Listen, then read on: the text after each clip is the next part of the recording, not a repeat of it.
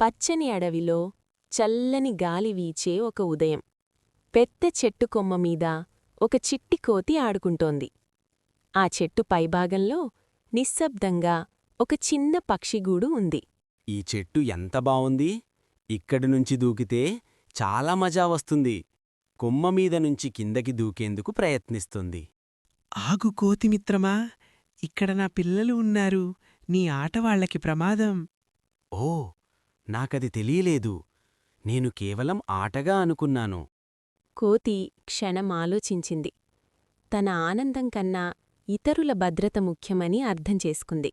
క్షమించు మిత్రమా, నీ గూడు సురక్షితంగా ఉండేలా నేను జాగ్రత్తపడతాను. ధన్యవాదాలు కోతిమిత్రమా, నీ బుద్ధి నీ బలానికన్నా గొప్పది. నిజమైన తెలివి అంటే తన ఆనందం కోసం ఇతరులకి ఇబ్బంది కలగనివ్వకపోవడం. ఇలాంటి చిన్న కథలు పిల్లలకు పెద్దలకు అందరికీ పాఠం నేర్పుతాయి. లైక్, షేర్, సబ్స్క్రైబ్ చేయండి.